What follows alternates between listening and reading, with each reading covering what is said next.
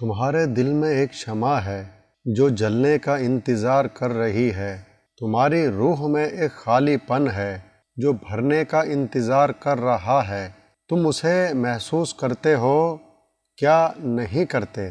پریشان نہ ہو، جو کچھ تم سے کھو جاتا ہے وہ کسی دوسری صورت میں مل جاتا ہے۔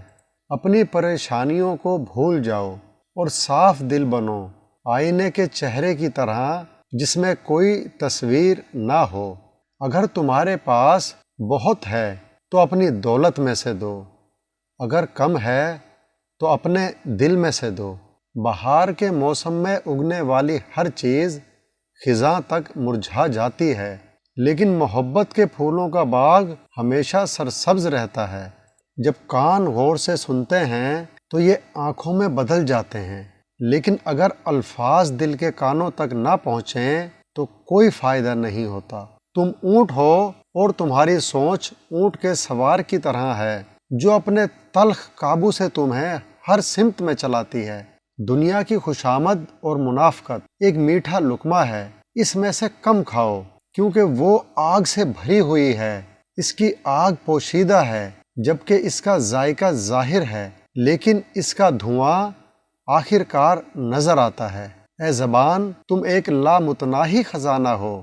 اے زبان، لیکن تم ایک نہ ختم ہونے والی بیماری بھی ہو۔ تمہارے جگ میں پانی نمکین اور بہت کم ہے۔ جگ کو توڑ دو اور دریا پر آؤ۔ شک کرنے والوں یا منکر خدا کا دعویٰ کرنے والوں سے زیادہ دیر بات نہ کرو۔ سفر زندگی میں محبت اور طاقت واپس لاتا ہے۔ جس جگہ ویرانی ہو وہاں خزانے کی امید ہوتی ہے۔ محبت کے علاوہ جو کچھ تم دیکھتے ہو وہ ہمیشہ نہیں رہتا۔ محبت کرنے والے آخر کار کہیں اور نہیں ملتے، وہ ہمیشہ ایک دوسرے میں ہوتے ہیں۔ غم تمہیں آنے والی خوشیوں کے لیے تیار کرتا ہے۔ یہ دل سے ہر چیز کو اچھی طرح صاف کر دیتا ہے تاکہ نئی خوشیاں داخل ہونے کے لیے جگہ تلاش کر سکیں۔ فکروں کو بھول جاؤ، سوچو فکر کس نے پیدا کی؟ قید میں کیوں رہتے ہو جب دروازہ مکمل کھلا ہے؟ اگر ہر رگڑ سے تم پریشان ہوتے ہو تو پھر تمہارا آئینہ کیسے صاف ہوگا؟ یہ جگہ ایک خواب ہے، صرف سونے والا ہی اسے حقیقت سمجھتا ہے۔